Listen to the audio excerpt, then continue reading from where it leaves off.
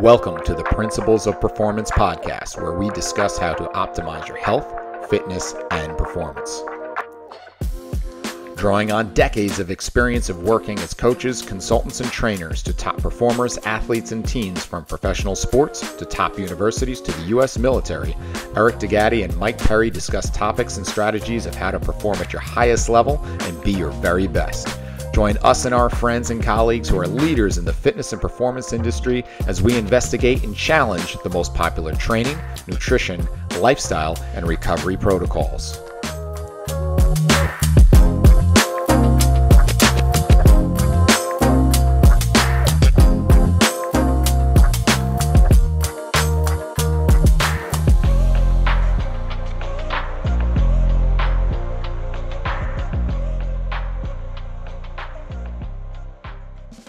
And away we go. Here we are at the Principles of Performance podcast. I am your host, Eric DeGatti, along with my friend and co-host, Mike Perry, for episode number 82. Mike, welcome. We got a good one.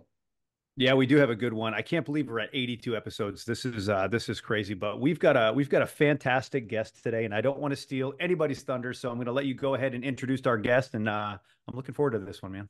So this hits on a couple notes in that. Number one, we have a lot of people that ask us, well, hey, I want to work with pro athletes. How do I do that? And this will give you a little bit of insight into how to relate to some of the experiences that they have to go through. And then number two is, Mike, we've been doing this a long time.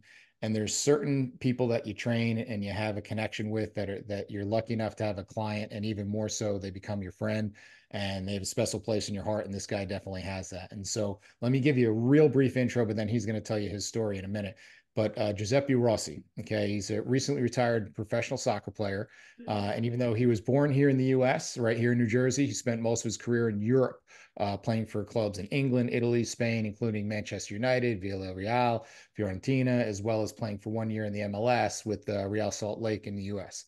At the international level, he represented Italy in the 2008 Summer Olympics and the 2009 FIFA Confederations Cup, and he's Italy's all-time scorer in the FIFA Confederations Cup. So now that he's retired, he's taking care of his daughter, and he's got another one on the way, and he's got his own podcast, which I was lucky enough to be a guest on, called Pepito's Take, as well as he runs his youth soccer development program, the Giuseppe Rossi Academy. And good to see you, my friend. How are you, Giuseppe? What's up, Eric? How are you, Mike? How's everything, guys? Thanks for having me.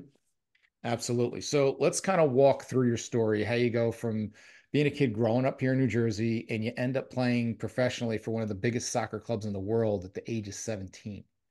Yeah, it was tough, man. It was tough because before that, I had to leave home at 12 years old, right? I had to leave Jersey. It was uh it was tough just because I had to leave my mother, I had to leave my sister, I had to leave my friends, I had to leave my whole entire way of living, right? And going into a culture, yes, Italy.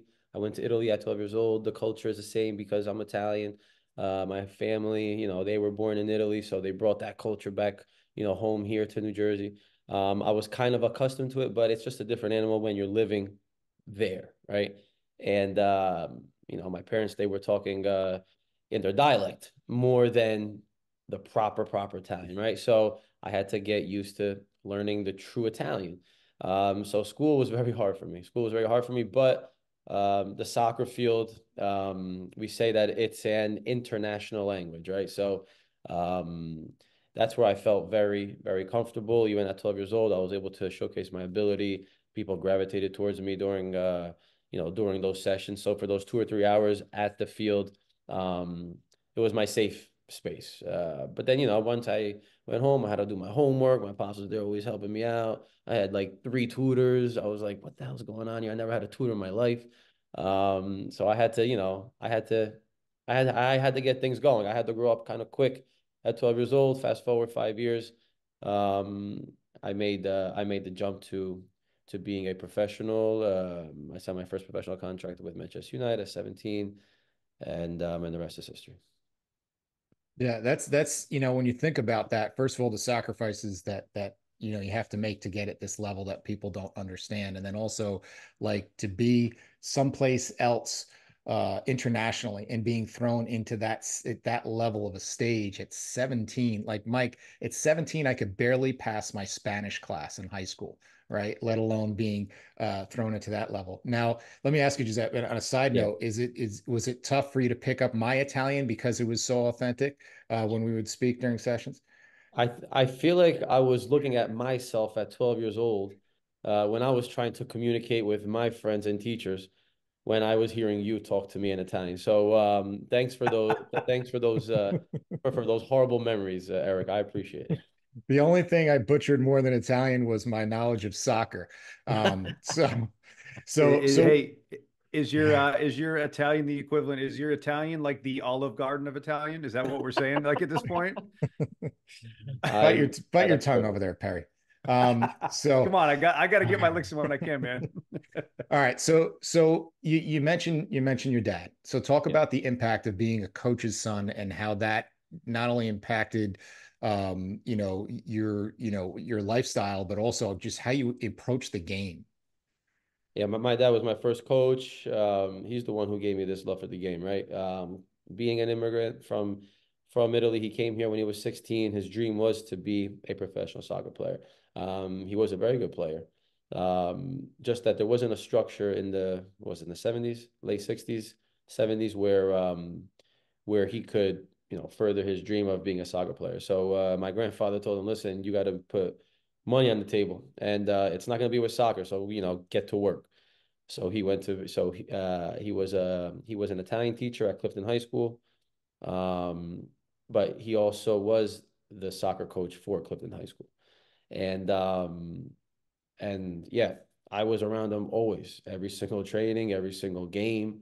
If I was being ball boy at 5, 6, 7 years old, if it was me training with them at 8, 9, 10 years old, my pops would come back from, lunch, and he wouldn't even eat lunch. He would just always put the cones on the ground, and I would be dribbling at 2 or 3 years old, these cones. So it's like it was always around me, right? So thanks to him, I got to know this game, right? Sometimes there were some games at 2:30, at 3 o'clock, and I'm just getting home from school. I want to watch my cartoons, and my pops is yelling. He's like, "The game is on," and I'm like, "Man, I don't really want to watch it, but you know what? Let me go." So I was there always, always, always present whenever there was the ball around, and that's how I learned the game. That's how I learned to love the game. That's when I wanted to imitate everything that I saw. So having somebody like him in my life to help me understand uh, this love that I have for the game, and then to continue to grow and get better at my uh, at my craft. It was just a blessing to have somebody, a mentor like my father, in my young life, so I could be the best that I could be at something that I love. Now, being the soccer expert that I am, um, I've really come to appreciate the culture of it that we don't really wrap our heads around. I want to come back to later to talking about soccer in the US, but the Yeah. difference is I always try to explain to people like if you walk down the street and you ask 5 people in the US, like, what's your favorite sport? One may not even watch sports. One may say football. One may say hockey. One may say basketball. Obviously with a bigger slant towards football, but nothing quite internationally matches what happens with soccer to the level like, I remember you telling me like if your dad's favorite team lost over the weekend, like he might call in sick on Monday, right? 100%. Yep. My dad was a big AC Milan fan in Italy. They would play Sundays. They lose. My pops on Mondays would not go to work.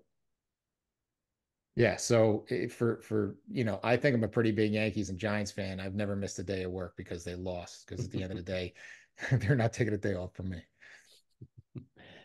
Listen, man, listen. Just to go back at that, soccer, like you said, in Europe, it's literally like in your blood, man. It's something that they live, breathe, follow. Like it's their life, right? It's literally their life. So it is kind of foreign, that type of mentality when it comes to sports here in the US. But I do encourage you to go watch a soccer game. I told you, Eric, to come watch me play, but you were so busy doing your stuff, and I totally understand.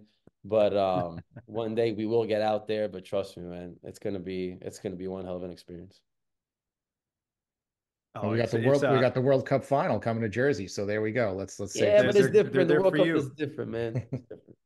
They're there for you, Gotti. They're there for you. It's funny you say that. So I had a lot of friends that played in the MLS early on, and I remember meeting Lionel Alvarez when he played for the New England Revolution, and that guy was bigger than life because what people don't realize is that guy, back home was the man, and just the way that the other players looked at him of what he's accomplished and what that guy meant to his country was crazy. I never like I knew, but I never really knew how important you know you become as a professional athlete. You're almost like an ambassador for your country, and there's a lot of responsibility that goes with that, I'm sure.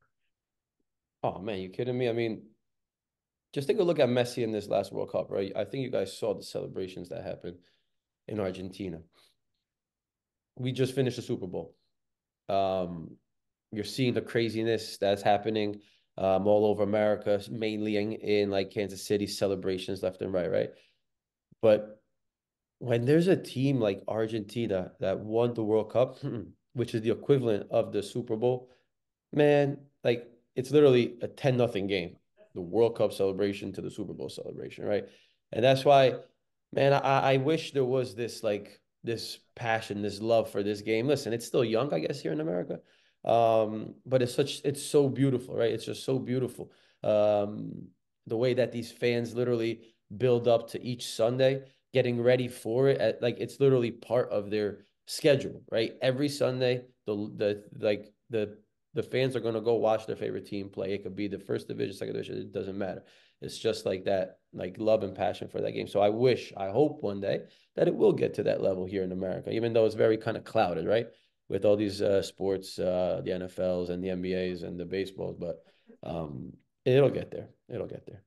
Yeah, I don't think we have the lineage per se, but I think we do have some sort of traditions, and I think more so in the South with like Southern football, right? You see, there's a lot of places down in the South. Friday Night Lights, man, the whole Oh, entire community yes. shuts down, right? You don't see that with football in New England, right? And I would say the same thing, almost like in the South too. It's very very common in church, right? A lot of people they shut their businesses Yes. down on Sunday because everybody, the whole community goes to the church, and it's a I love the fact that people are getting together to celebrate something bigger, whether it's a sport, whether it's religion or whatever. But point being is, I love the fact that people are getting together for something else and for a greater purpose. And I wish people from the US understood that, but also had the patience to understand the beauty of a 1-0 game. Yes. And I grew up playing soccer. I played in college, but I've also competed in jujitsu, and they're both sports that if you understand the intricacies of the sport, it's beautiful to watch. But if you don't, you're like, why aren't more people getting knocked out, and why aren't there more slam dunks and goals? And I think it's the impatience of the US that is one of the reasons why they don't embrace soccer, in my opinion. Yes, that, and also I'm going to add this word, ignorance, too, and I'll tell you why. So think about it, right? A football game, this past Super Bowl, what was the score? In my eyes, it was I'm gonna say 3-2, right? But in football, some genius invented that each touchdown is 7 points, correct? So it's not one goal, it's 7 points, right? It's not 1 point, it's 7 points, right? So in soccer, if a game finishes 3-0, right? And instead of saying 3-0, we say, well, let's say 3-1, 3-1. We say 21-7. Hey, maybe some people will start coming in, right? So it's just like that perspective of these numbers, right? Where it's like, oh, wow, it's so little, like 2-1, 3-1, 3-2, instead of saying 25-22, right? So I feel like there's also that component there, right? Where like these people, like you said, right, understand the game. It takes time to understand the game, the beauty of it, where it's not only about scoring the goals, but certain movements, how to create certain situations on the field, how to get out of certain situations on the field, beautiful technical ability to get out of situations or to create something nice, right? Find the time to learn it, find the time to embrace it because this is soccer, man. It's like a world sport. It's not like pickleball that just came out, this year. So yeah, I hope that this sport continues to grow. It continues to grow the right way, and people start opening up their eyes. And I don't want to hear Pat McAfee on ESPN 2 days ago saying, "Oh, soccer is a boring sport." I wanted to go through that like TV and slap him because it's like, hey, like soccer is called a beautiful game for a reason, my friend. Do your study and learn. Yeah, no, absolutely. So we're going to change gears a little bit. How did you get the nickname Pepito? Pepito, Pepito. Yeah, so that's my nickname in Italy. There was a coach in the 19 who won the 1982 World Cup in Italy. His name is Enzo Berzot, and on that team there was a player called Paolo Rossi. His nickname was Pablito, and we have similar ways of playing according to him. We had similar ways of playing, so he was on TV in, I don't know, whatever, what year, 2005, 6, 7, and he was talking about me. He called me Pepito for that reason, and it's just stuck there since day one. So everybody in Italy, if you go around, Giuseppe Rossi, who? Pepito Rossi. Oh yeah. So yeah, that's how Pepito Rossi came about. Very good. All right, little follow up. So, what would you consider the high point or the most memorable moment of your career? If you had to pick one thing, what would it be? The highest point is definitely my debut with Manchester United. I feel like that was basically a culmination of all the sacrifices that my family made, that I've made up to that point, to where it was like, you know what, everything that we did up to here is served a purpose, right? We're here. But we realized that it wasn't, a destination point, but it was just a point. It was just a starting point, correct? But we kind of like, sat down and we kind of like, you know, thought about the journey leading up to that, and how we have so much more work to do. But sometimes it's good to celebrate these victories with your family, and there's nothing better when you have your family around you that's proud of you and that they're happy. All right, so I don't be the guy to throw the wet blanket on a special moment, but you had me on your podcast, and it was myself and Luke Bongiorno, who we've had on our show, who was your PT for many years, and we talked about the injuries that you've had along your career and how they impacted you and how they impacted your career. So, kind of talk a little bit about how you're able to overcome them and kind of keep coming back. Yeah, injuries. Listen, there's certain things that you can't avoid, right? Um, Obviously, Um, if I knew a lot of the things that I knew today before, maybe a couple of things I could have avoided, right? But I didn't have, the right people around me, the right mentors around me to teach me certain things, like you, Eric, like Luke Bongiorno. Unfortunately, I met you guys towards the end of my career. But having injuries, man, it's a pain in the butt. It's a pain in the butt because those are very sad, negative moments in life, right? Because they kind of steer you away from your dream, right? Um, I was living my dream. That's great, but in the dream, I feel like you can never be satisfied, and that was kind of my mentality. That I was never satisfied with the things that I was doing. I wanted to continue to get better and better, but injuries kind of prevent that, right? Because they kind of push you back. And how do you react to these bad moments, right? Um, I think that's the key point. That's the key point. Some people get lost. Some people, they just like to play victim of the situation. But I'm somebody who always wanted to keep the dream alive, and there's nothing more important than the dream, right? So that was my, just my mindset. All the sacrifices my family did, I can't give up now. It's not in me to do that, right? Who am I to give up on something that we all worked on, right? That's just a very selfish way of thinking. So I kept it alive by, day by day process. I've had 8 surgeries in my career, all knee related. So those took a long time, right, to get by. 7, 8 months, a year and a half. One time it took me to get back. So Eric, you know very well. You know, my mindset, how it is, it's just like a day. It's just a day thing, right? It's getting better a little bit day by day by day. Not looking too far forward, but celebrating those little tiny victories each and every day. Um, and that's the right mindset, I believe, that somebody should have when they have these bad moments in their career.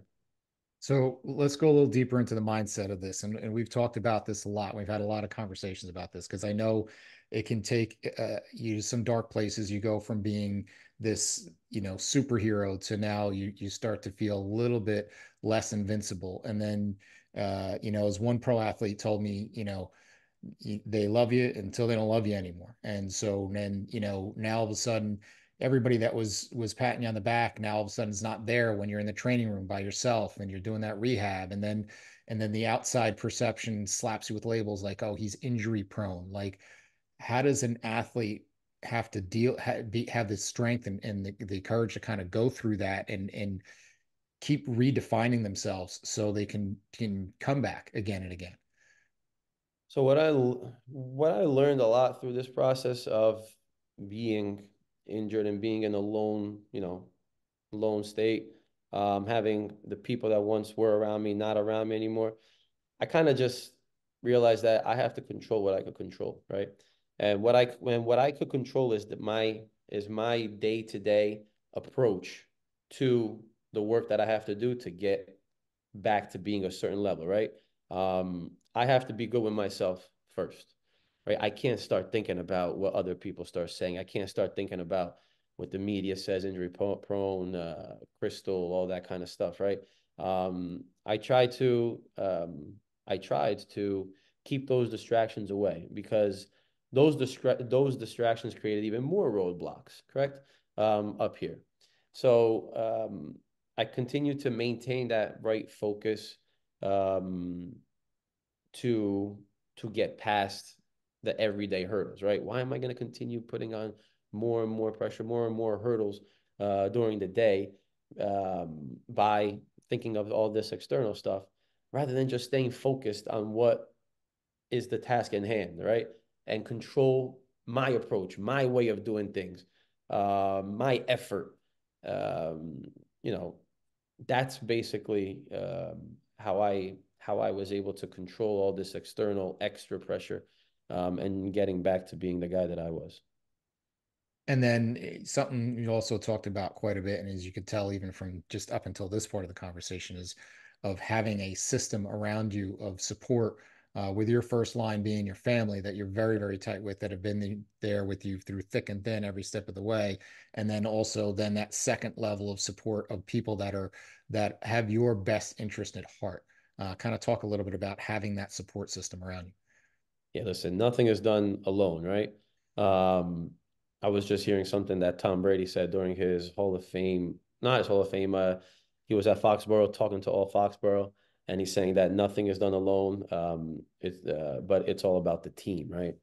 And during those tough moments, I did have the right team around me, right? My family was there to be my emotional support system, which was something that I needed big time. And then I needed the likes of you, Eric. I needed the likes of Luke, the physical therapy part, where I had the right guidance, right? Yes, we are athletes, but we don't know the in and outs of, uh, the gym regime or how do we come back from these certain injuries, right? People think that just because I played and I was, I got injured and I was in the gym a lot, they all think, yeah, you know all this stuff. I mean, I do, but like I really don't, right? That's why it's important to have the right people around you. And I was lucky enough to have had you and Luke during my last injuries. You need that guidance, man. You need that guidance. You need that right person to put you in the right space, not only physically but also mentally, right? And I think that's something that you guys, Eric specifically, was able to do. You would whatever we would dialogue. You would see my body. You would be like asking me questions in the beginning of training, and then yeah, you had a certain game plan, but maybe there was like certain tweaks that had to be done because of the state of mind, because of the fatigue levels or whatever it was, right? And that's the sign of somebody that gets it. That's a sign of somebody that like understands the 360 degrees way of getting a player out of, these injury situations. I think I told you, Eric, I had my first injury in Spain. And it was, what was it? Yes, it was an ACL, obviously. I'm not kidding. The first 5.5 months, man, every single day was 8 hours in the gym, 8 hours in the damn gym, right? 4 hours in the morning, had lunch, 4 hours in the afternoon. I'm not kidding. It was the same thing every single time, same thing every single time, every single time. Whatever, like all these exercises were, it was the same stuff over and over and over. And now that I think about it, I'm like, are you freaking kidding me, man? Like these people put me through that crap. They put me through that crap. And then guess what? After 5.5 months, I tore my ACL in training again. So like that's why I said before, man, I wish the things that I knew today, I could go back and do it. Or I hoped that I found an Eric Degatti when I was 20, what was that? 24 years old, right? So that's why I really I really appreciated the way that you went through your work with me. How it was important, the connection, like you said in the intro, right? The connection that we had among human beings first, and then trainer player. For me, that is very, very important because it made me want to come into the sessions ready to go, even though I came in late. I'm sorry. Remember that Route 3 traffic? What was it? No, Route 46 traffic is horrible. Um, but yeah, it made me want to come in and be like, yeah, you know what? I'm gonna do work. Like I'm gonna continue to do my work today. Hey, everybody, a quick break in the action here. Hope you're enjoying the show and we appreciate you listening. We're working hard to bring you the highest quality content and best guests every single week. So if you could do us a big favor and go and like and subscribe to the show on whatever platform you get your podcasts on, it would be greatly appreciated. Be sure to listen at the end of the show also to find out more information about our courses, as well as a special discount code for all our listeners. Thanks again, and let's get back to the show.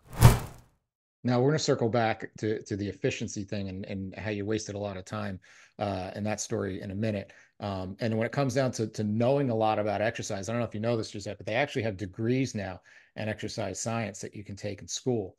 Um, did you know that? What is that? Mike, I'm going to tell you a quick story as a sidebar.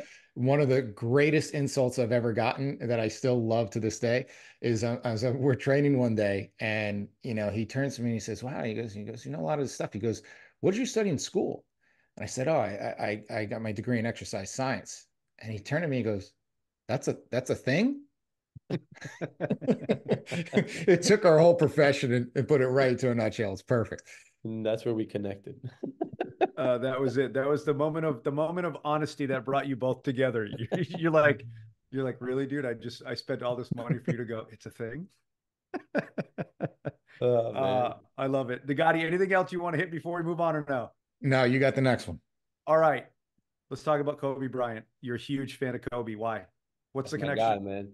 That's my guy. I mean, listen, all the stuff that I've been saying, mentality wise, how I get past situations or whatnot, I got a lot also from him, right? Just reading his stuff and just listening to his interviews and his outlook on life and when he was playing. This guy, his approach, right? His approach was just second to none. I love the way he went about things, right? Old school mentality. It's all about the work, right? It's all about the grind. It's all about the sacrifice. That's what I loved about him, right? A lot of these people feel very entitled. I mean, these athletes today, they feel very entitled, right? They think about first, yeah, let me make my money, and then I'll try hard or whatever, right? No, for him it was about earning it. For him it was about, he had everything in the world. He could have had anything he want. He could have done whatever he want, but no, it was all about that dream, right? That dream to being the best player that he could be, and and he did. So that's where I connected mostly. I love him as a player. Obviously, I loved him as a player, great player and whatnot. But it was just up here, man. The that mental approach to training, the seriousness that he took each training session. How he said that the training part was the hard part, and the Sundays or the games was the easy part. And I kind of use that. I use that type of approach to training and games during my career, and yeah, man, I love him for that. It doesn't hurt that he's an Italian soccer guy at heart, too. That's true too. He loves soccer. He speaks Italian great. He lived in Italy for like 7 years or something like that. So that's just an extra bonus. All right, so let's talk about hard work. And I remember distinctly, when we had this conversation, when you had kind of that epiphany to be like, man, I can't believe how many hours I used to waste in my rehab. And it didn't really get me anywhere, where we would do a 45-minute session sometimes and come out significantly better on the other end of it. So talk about how you came to appreciate where better is better, not necessarily more is better. Yeah, I mean, listen, I was like I said before, I've had that crazy experience of being 8, 9 hours in the gym for months and months and months, and really nothing happened, right? I thought I was like, yeah, I'll be ready like in 5 months after this knee surgery. Yeah, yeah, I'm the man doing 8 hours, but um, it didn't happen, right? It didn't happen. You guys know the science behind it. That it's really not about how much you do, right? It's not the quantity, but it's the quality. And I think that is your job, right? Eric and Mike, that's your job to give me or make me feel like as if what I'm doing at the end of the day is serving me a purpose, right? And because some people could be like, oh, I only worked an hour, right? Like there's some people that says, oh, you only train an hour? I thought you're a professional, you train an hour. I'm like, yeah, we train 1 hour on the field, but you don't understand the intensity levels, the quality that is being played for a whole entire hour, right? Yeah, you have the kids say, yeah, but I train 2 or 3 hours. I'm like, well, don't think like that. That's how I'm correlating, right? I know that short periods of training outdoors is so much better than being 2.5 hours outdoors, right? So now in your world, it's the same exact thing, right? And it's important to have the right person that is guiding you through this, like it's giving you the right programs that is make that they're making sure that at the end of each day those little tiny goals are being met, and that's the sign of an average um, PT.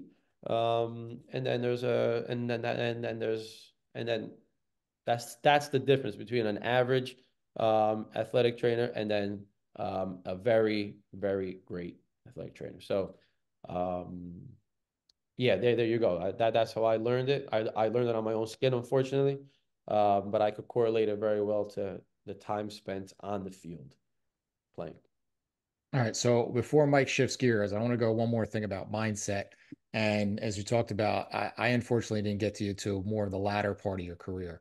Yeah. But as much as we talked about the mindset of injuries, put that to the side for a second, is as you get towards the latter parts of your career and you start to get older, there's different mindset things that you have to overcome and that you start to set these ceilings for yourself that we would constantly talk about trying to break through and don't like get caught up in these false expectations that, oh well, because I'm this age I'm just going to expect less, and how we actually got you to run some of your fastest times in your last year, coming off of your last surgery. And so talk about how kind of removing those ceilings from a mindset perspective, and really just being able to really find the best of yourself by not having these expectations that are anything less than that.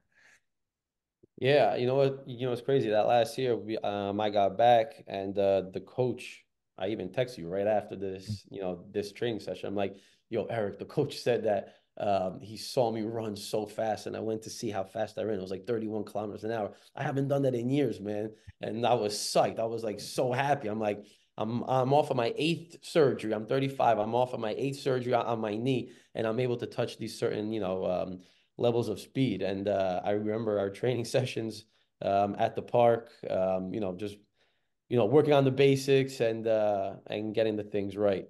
It just shows you that you know there should never be a roof to anything that you do, right?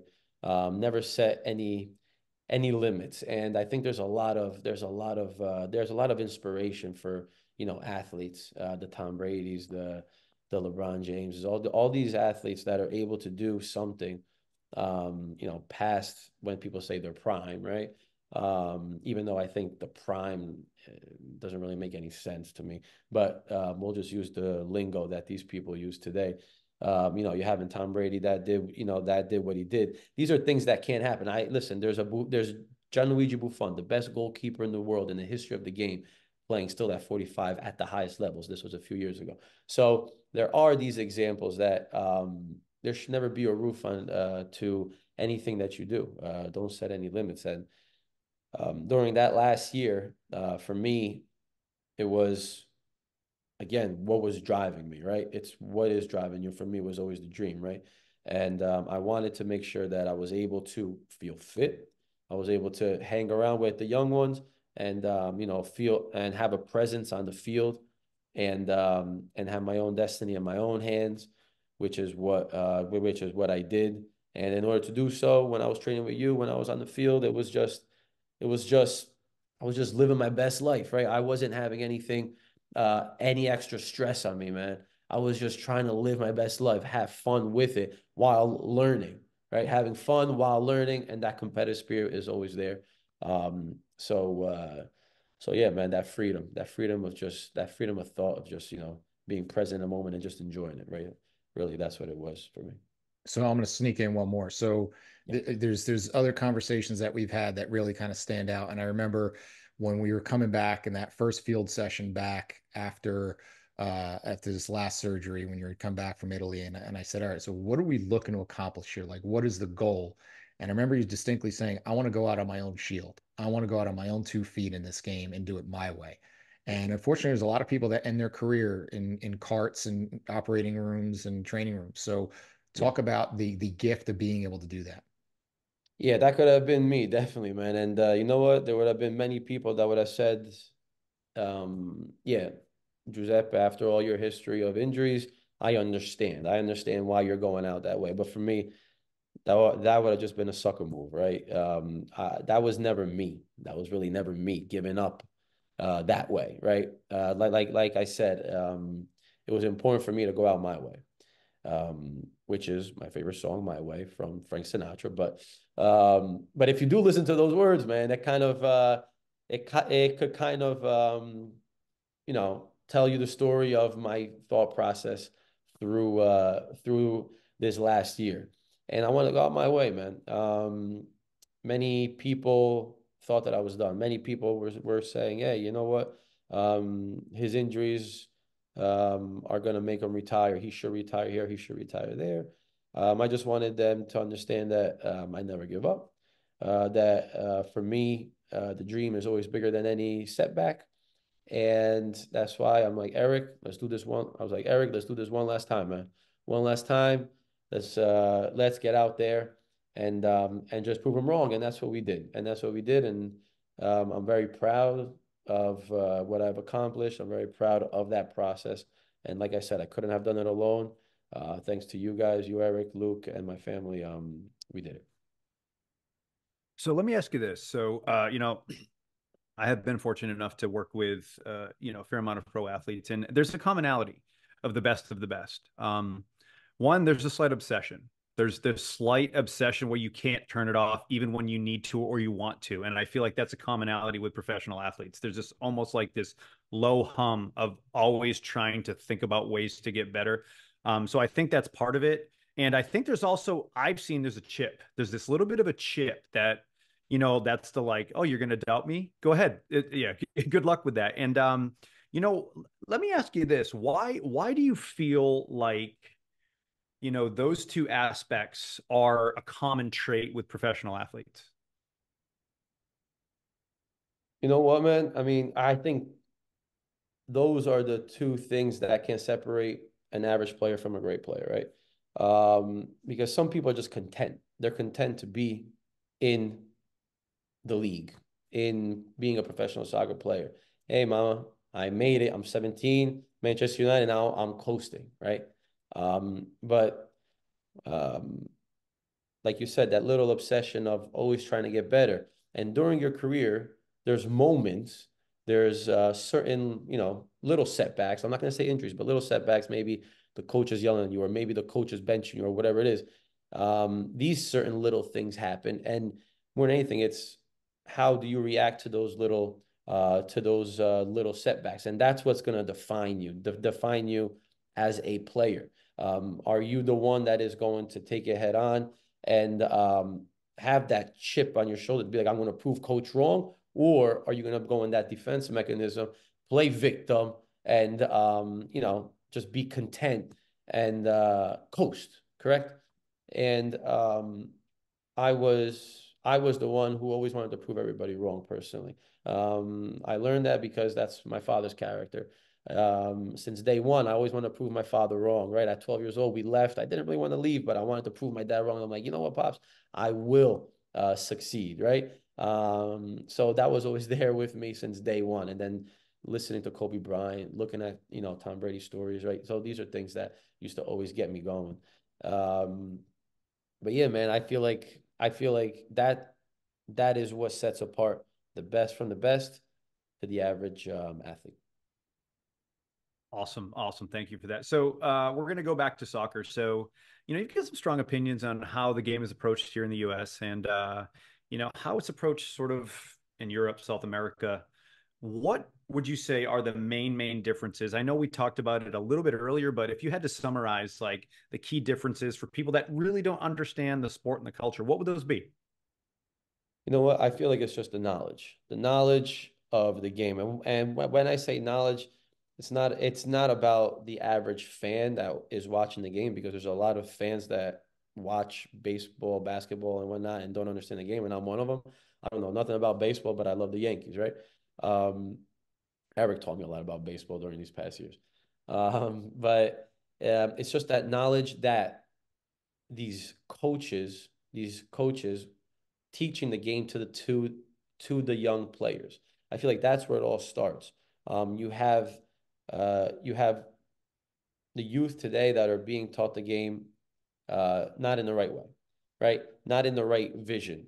And I think that's where it kind of all starts, right? These like the fundamental things of the game. Do these coaches really like love the game to really put, effort into what they're trying to teach, or are they, like I said, just coasting and just collecting their paycheck at the end of the month because they have two or three jobs and not really giving their 100% to teach these young kids what it is that the game demands and what the game is about. So I feel like that is a huge starting point here in America on how we could create a certain culture of people that do understand the game, that are able to excel in the game that they're uh, that they're playing at. And then it's just like a trickle down effect where people, there's more talent, there's more players, better product on in at the MLS level, better product on the national team level, players playing all over. So I feel like that's really where it all starts from. In Europe, they take a lot of pride when they're coaching the game, just because it's soccer is them, like soccer is part of their life, and any way possible to be a part of that life, even if it's just coaching young kids, they're gonna take it seriously and pretend that they're like the best trainers in the whole entire world. And I think that's the main part. All right, so I'm going to look at this from two angles.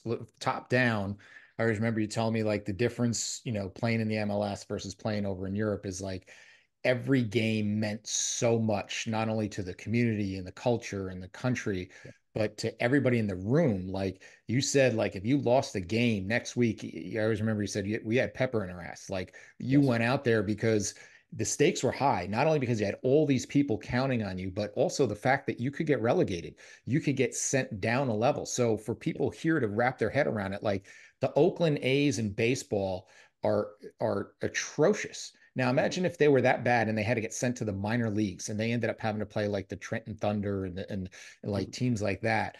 Like that's a whole different thing. Like that's everybody's paychecks, status, visibility, all that stuff would change dramatically if those kind of stakes were on the line and they wouldn't just show up, collect their paychecks and lose 100 games a year. So at the top level, there's a lot more stakes involved, but then going at the youth level, right? And the development of youth athletes is something we've had lengthy conversations about, you and I. And talk about now that you have your own academy, how you're looking to kind of change that current model and kind of make your academy unique. Yeah, so what I'm trying to do is just trying to bring my experiences all together, the knowledge that I've captured throughout, these 20 years of being a professional player in Europe, and bring it back home and sharing it with people. And teaching the game the only way that I know how. Teaching the way that I was taught from my father to my coaches in Europe. And I'm obviously going to say that the formula is the right formula just because of what I saw and how I experience this game. It's foreign. It's very foreign to a lot of kids. It's very foreign to a lot of kids and to parents.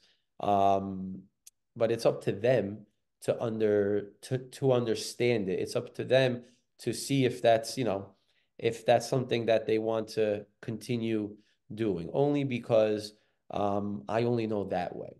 I only know that way. I know how to develop a player, the fundamentals of the game, teaching them the right ways. That's how I know how to go about it. And if it's different from everybody else's, maybe it is, but I don't really care, right? Because I know that the way that I'm doing things, the way that I approach these trainings and prepare my training sessions are very similar to the way that things are done and played back in Europe, methods that everybody uses, back there. I hope that they understand it. I hope they see that it is something different, and I want them to tap into their curiosity more than anything, and see that there's a different way that this game should be going, and hopefully, I could be one of the first ones or be one of the few, let's put it that way, that are going towards the right directions in developing these players. So, all right. So tell us what you're working on now and both in your academy and with the podcast. What do we got coming up in the next year? Yeah, listen, man. So recently retired, 5, 6 months, trying to see what sticks, man. I'm throwing things on the wall, seeing what is the thing that stays and that I like. Do I like the podcast life? Maybe. I've done, I guess, 10 to 12 episodes so far. Certain ones were fun, certain ones I'm trying to figure out, certain topics that I have to do. But it's fun when I do have the guests on. Like I said, I had Eric. I've had a couple of, players and agents on, so that was fun. Let's see how that goes. I don't know how the hell you guys did 82. That's amazing. I'm gonna be recording mine tomorrow, and I don't know the topics that I have to like do, just because it's like, all right, man, like how much is there to talk about, soccer wise? So figuring that out, the academy part is the best, just because I'm on the field every day with the kids. I'm challenging these kids. I'm making them understand, hey, this is real. We're not just going through motion, and I'm not here to be a babysitter, but I'm here to get you to certain levels, right? And I think all the kids that I have, they do appreciate it. I see it, and it's fun, and it's a lot of fun, and that's what makes me stay close to the game, because that was my number three love. My first was my mother, then my father, and then the game. All right. So this has been awesome. And this is why I've been wanting to do this for a while, because I want to get as I said in the beginning, the coaches and trainers who want to work with pro athletes to see the human side of things and to get a better appreciation of that. And the only thing that they're not going to get the appreciation of kind of a fly on the wall of what it's like to be in an actual session with working someone at this level is that in this, we've been pretty much talking shop for 99% of this conversation. But if it was an actual session, and you'll appreciate this, Perry, about 80% of the conversation is about food. And whether it's my love for linguine with clam sauce or my recipe for pizza rustica or whatever it may be, I think 20% of my talk, like everybody thinks, oh, you're working with a pro, you must be talking about like Q angles and talking about dorsiflexion and rate of force production. And it's like, no, I'm talking about like, what's the imported olive oil that you get again? Because I've been doing the Olivastro and I'm thinking of changing. Yes, yes, yes. I can confirm, Mike, that those have been a big part of our conversations during our sessions. Cannolis. Oh, trust me. I know you're not lying, because I've known Eric for, gosh, coming up to 10 years, and every city we've ever taught in, he's got a guy, whatever that means. And we always find cannolis. So that's all I know. I mean, But all I know is, if he starts to recommend like a cement shoe factory or something that we invest in, then I'm going to be a little worried. So we'll see how it goes. That was actually how Perry and I bonded. We were having dinner one night, and early on when we first met, and he's like, I don't think I've ever spent a night with you where it hasn't ended with a cannoli. Yeah, that's it. All right. Well, this has been awesome. Giuseppe, appreciate your time as always. Thank you, guys. Mr. Perry, another good one in the books. Absolutely, man. Yeah, great one. All right. Thank you again for your time, brother. Love you. And thank you for listening. And this has been the Principles of Performance podcast. Thank you for listening to the Principles of Performance podcast. If you've enjoyed our content, please like and share on your social media outlets, as well as subscribe and give us a review on YouTube, Apple Podcasts, or whatever your preferred platform is to listen to. For more information on the Principles of Program Design courses and workshops, visit us at www.principlesofprogramdesign.com and follow us on all of the social media channels where we post new content every day. To save 10% on any PPD courses, enter the discount code PRINCIPLESPODCAST10 at checkout. If you have any questions we can answer or suggestions for the show, you can email us at info@principlesofprogramdesign.com or message us on social media. Thank you again for your support.